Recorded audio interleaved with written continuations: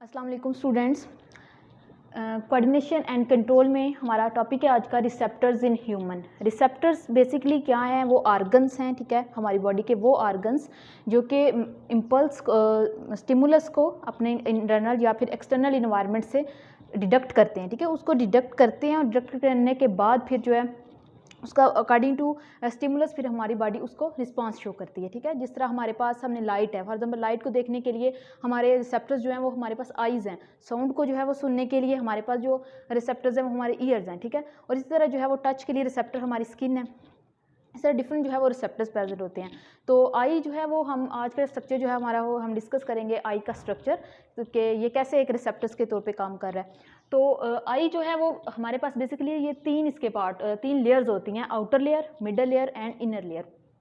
जो outer layer होती है हमारी सबसे पहले वो हम बताते हैं कि इसमें आ जाती है स्क्लेरा। और इसके अलावा हम जो है अगर लेयर्स के अलावा हम बात करते हैं कि आई की डिफरेंट पार्ट जैसे आई लिड्स होती हैं, ठीक है, हमारी आई लिड्स हैं जिस तरह, तो इनका फंक्शन क्या होता है कि ये वाइप करती हैं, मतलब ये हमारी टीएस प्रोड्यूस करती हैं। टीएस प्रोड्यूस करने के साथ साथ जो है हमारे अगर कोई बैक्टीरियल इन्फेक्शन है, अगर टीएस प्रोड्यूस करेंगे तो जाहिर सी बात है वो जो बैक्टीरियल इन्फेक्शन होने में वो उससे प्रिवेंट करती हैं, उससे बचाती हैं, ठीक है, उसको टीएस को प्रोड्यूस करते हुए, ठीक है। इस तरह आई लैशेज़ हैं हमारी, तो वो कोई डस्ट पार्टिकल है, कोई छोटे वगैरह पार्टिकल हैं इन्वायरमेंट में, उसको ईयर आई के अंदर एंटर होने से बचाती हैं। तो अब हम बात करते हैं कि इसके अलावा आई के और कौन कौन से पार्ट हैं। तो आउटर लेयर में हम बात करते हैं, सबसे जो बाहर वाली लेयर होती है वो स्क्लेरा होती है, ठीक है। और स्क्लेरा जो होती है ये बनी होती है कनेक्टिव टिश्यूज़ की, और आगे जाके ये राउंडेड हो जाती है स्ट्रक्चर, जिसे हम कहते हैं कॉर्निया, ठीक है। ये स्क्लेरा है, आगे जाके डेंस जो है वो थिक पार्ट बना देती है जिसे हम कहते हैं कॉर्निया, जिससे ये हमारे पास जो है वो कॉर्निया का स्ट्रक्चर है। इसके बाद सेकंड वन हमारे पास जो लेयर आती है वो होती है हमारे पास कुराइड, ठीक है। जो सेकंड वाली लेयर है वो कुराइड है। कुराइड जो होती है वो आगे जाके बना देती है डेंस टिश्यू, जिसे हम कहते हैं ये सिलरी बॉडी। सिलरी बॉडी आगे से प्रोट्रूड करके, आगे से और एक्सटेंड करके एक और बनाती है स्ट्रक्चर, जिसे हम कहते हैं आइरिस है।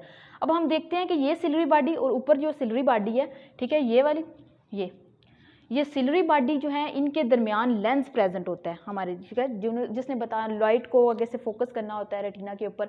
तो ये लेंस जो है प्रेजेंट है between the ciliary body with the help of ligaments. ये जो स्ट्रक्चर है हमारे पास ये लिगामेंट का स्ट्रक्चर होता है। तो ये लिगामेंट और सिलरी बॉडी की हेल्प से ये अपना स्ट्रक्चर जो है मेंटेन रखा होता है लेंस ने। तो नेक्स्ट जो होता है वो आयरस आ जाता है। तो आयरस के दरमियान जो अपर्चर होता है, जो स्पेस होती है, उस जगह को हम कहते हैं प्यूपल। और प्यूपल की आगे से जो है वो कंट्रैक्ट करता है, डायलेट करता है। ये डिपेंड करता है कि आयरस के मसल्स पे डिपेंड कर रहा होता है। फॉर एग्जांपल अगर ब्राइट लाइट है तो आयरस के मसल्स जो हैं ये कंट्रैक्ट कर जाते हैं, कि जिसकी वजह से क्या होता है कि जो प्यूपल हमारा होता है वो भी कंट्रैक्ट कर जाता है। इसी तरह जो अगर डिम लाइट है, ठीक है, तो उसमें क्या होगा कि ये इसके मसल्स, आयरस के जो मसल्स, रेडियल मसल्स हैं वो कंट्रैक्ट करते हैं और हमारा जो प्यूपल होता है वो डायलेट कर जाता है, ठीक है, फैल जाता है, एक्सटेंड कर जाता है उसका स्ट्रक्चर। अब हम बात करते हैं, ये था हमारा मिडल लेयर। जो हमारी सबसे इनर लेयर होती है जिससे, ठीक है, आई की, उसे हम कहते हैं रेटिना। जिस तरह आप लोग ये देख सकते हैं, ये सबसे इनर लेयर जो है ये रेटिना होती है। अब रेटिना के अंदर जो है वो डिफरेंट टाइप्स के फोटो रिसेप्टर सेल्स प्रेजेंट होते हैं जो कि लाइट को डिटेक्ट करते हैं, और वो दो तरह के होते हैं। फोटो रिसेप्टर सेल्स जो होते हैं इनर लेयर में होते हैं,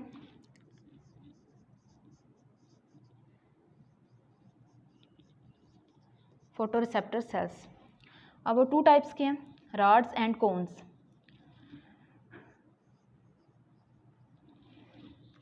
इस तरह जो हमारे आउटर लेयर में आ जाती हैं स्क्लेरा, कॉर्निया, और मिडिल लेयर में कुराइड, सिल्फरी बॉडी, आयरस, ठीक है। इस तरह रॉड्स और कोन्स जो होते हैं वो हमारे इनर लेयर में प्रेजेंट होते हैं, और ये सेंसिटिव होते हैं लाइट के लिए, ब्राइट लाइट के लिए, डिम लाइट के लिए। फॉर एग्जांपल रॉड्स हमारे जो हैं वो डिम लाइट के लिए सेंसिटिव होते हैं। तो अब इनके अंदर एक पिगमेंट प्रोड्यूस होता है रेड कलर का, पर्पलिश रेड कलर का, उसे हम बोलते हैं रोडाप्सिन। रेडाप्सिन की जो है वो प्रोडक्शन के लिए हमारी बॉडी को विटामिन ए चाहिए होता है, ठीक है। अगर विटामिन ए की डेफिशिएंसी हो जाती है तो हमारी बॉडी रेडाप्सिन पिगमेंट नहीं बना पाती, जिसकी वजह से क्या होता है कि जिसमें रेडाप्सिन नहीं बनेगा तो इसका मतलब है रॉड्स का जो है, रॉड्स के अंदर ये डिम लाइट के लिए सेंसिटिव थे, तो हमारे जो रॉड्स होंगे वो आई के अंदर, इनर आई के अंदर, तो वो डिम लाइट को सेंस नहीं कर पाएंगे, डिम लाइट में जो वो नहीं देख पाएंगे। इसीलिए जो है रात के टाइम ऐसे लोगों को जिनके अंदर विटामिन ए की डेफिशिएंसी हो, रेडाप्सिन की डेफिशिएंसी हो, तो वो रात के टाइम नहीं देख पाते। इस जो है डिजीज़ को हम कहते हैं नाइट ब्लाइंडनेस। और नेक्स्ट जो है हमारा पार्ट है कोन्स। कोन्स जो होते हैं ये स्पेसिफाई होते हैं कि बताते हैं कि डिफरेंट कलर्स के अंदर को डिस्टिंग्विश करने के लिए हमारे पास कोन सेल्स प्रेजेंट होते हैं। लाइक इसमें भी जिस तरह इसके अंदर रोडाप्सिन एक पिगमेंट होता है, इस तरह कोन्स के अंदर एक पिगमेंट होता है आयोडाप्सिन।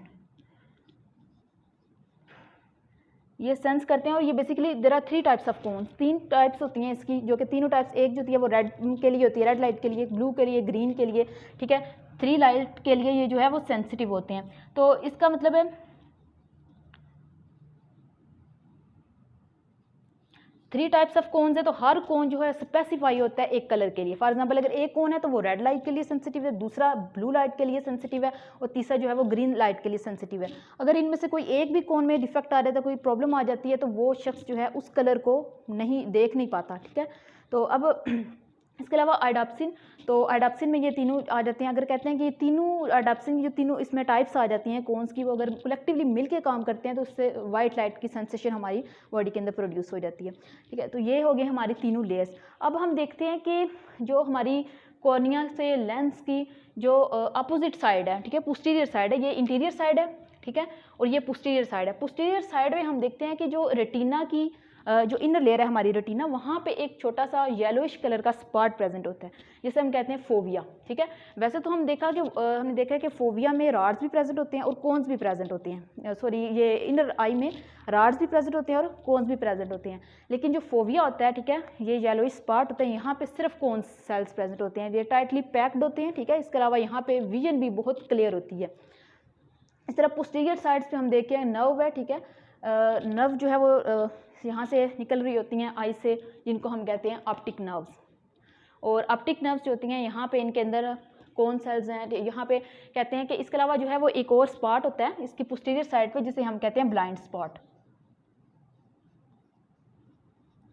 ठीक है। यहाँ ब्लाइंड स्पॉट इसको इसलिए कहते हैं क्योंकि यहाँ पे कोन्स और रॉड्स दोनों एब्सेंट होते हैं, इसलिए इस एरिया को हम कहते हैं ब्लाइंड स्पॉट। अब आगे जो है वो ऑप्टिक नर्व है, ऑप्टिक नर्व यहाँ से कोई इंपल्स जनरेट हो रही है, ठीक है, तो ऑप्टिक नर्व्स के थ्रू वो इंपल्स जो है आगे ट्रैवल करती है, तो आगे मैसेज आता है, बताता है कि वीएन जो चीज़ हमने देखी वो किस तरह की थी।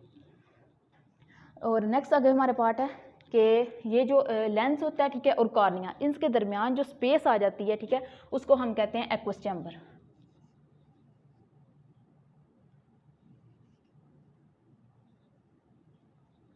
Aqueous chamber, between it is a space between it's a chamber between pupil and cornea, and the other one is the chamber between the lens and the retina. It is called vitreous chamber.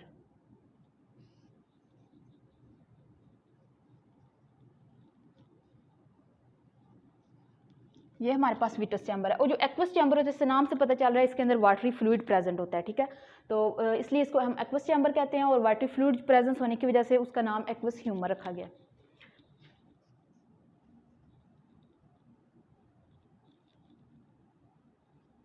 और इस vitreous chamber के में जो fluid है, ठीक है, वो jelly like होता है, जेल टाइप, तो इसलिए इसका नाम जो है वो विट्रस ह्यूमर है,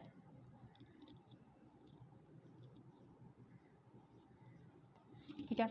तो ये था जी ओवरऑल स्ट्रक्चर ऑफ आई, जिसमें जो है वो डिफरेंट पार्ट दिखाए गए हैं आई के और ये कैसे वर्क कर रहे हैं जी। Okay, thank you.